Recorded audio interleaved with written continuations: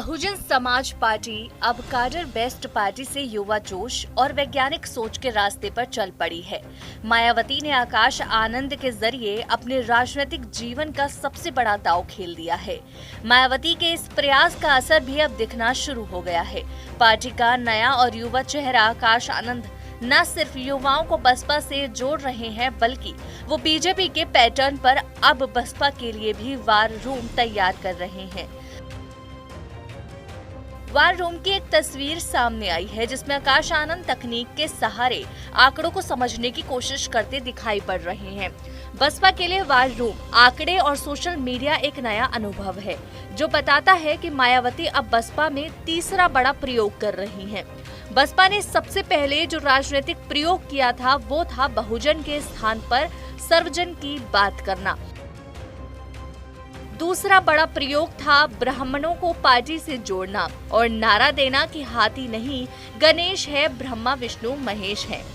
मायावती ने ये फैसला रातों रात नहीं लिया है। इस प्रयोग से पहले बसपा सुप्रीमो ने अपने बेहद करीबियों के साथ कई दौर की बैठक के बाद निर्णय लिया है।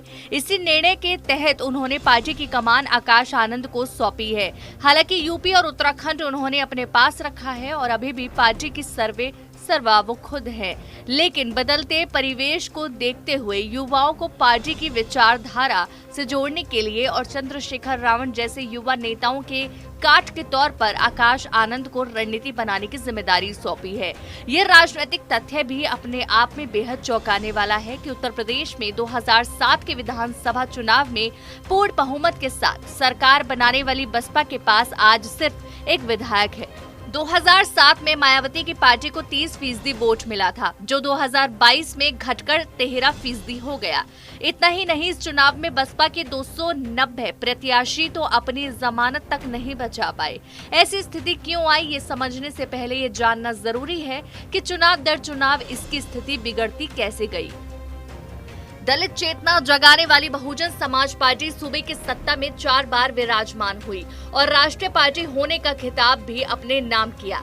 लेकिन 2012 के बाद से पार्टी का ग्राफ नीचे गिरना शुरू हुआ तो अभी तक थमा नहीं।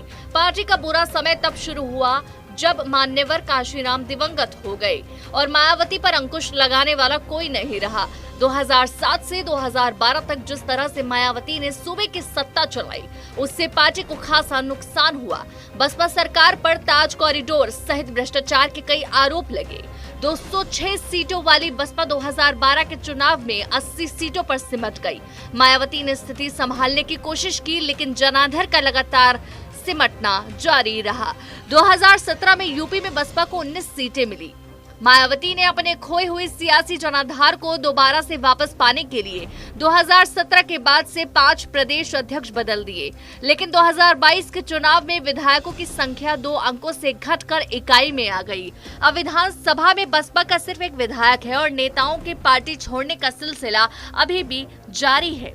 जो नेता बसपा के लिए जान लड़ा देते हैं वो मायावती के व्यवहार के चलते पार्टी से दूर होते गए। मायावती के परिवारवाद और पैसे की लोलुपता ने बाकी नेताओं को पार्टी से दूर कर दिया। बीते 7 सालों में नसीमुद्दीन सिद्दीकी, लालजी वर्मा, रामअचल राजभर, स्वामी प्रसाद मौर्य, दानिश अली, असलम अली सहित दर्जनों छोटे बड़े नेताओं ने पार्टी छोड़ दी। आज बसपा में मायावती के अलावा सतीश चंद्र मिश्रा को छोड़कर कोई दूसरा बड़ा नेता नहीं है जिसका अपना कोई जनाधार हो। मायावती एक बार फिर बसपा को नए सिरे से खड़ा करने की कोशिश कर रही है। युवाओं को जोड़ने, पार्टी के कार्यक्रम में तकनीक का इस्तेमाल करना और अपने भतीजे आकाश आनंद को अपना उत्तराधिकारी घोषित करना, ये बताता है कि बसपा अब अपने प्रयोग के तीसरे दौर से गुजर रही है। बड़ा सवाल ये है कि इससे बसपा को हासिल क्या होगा।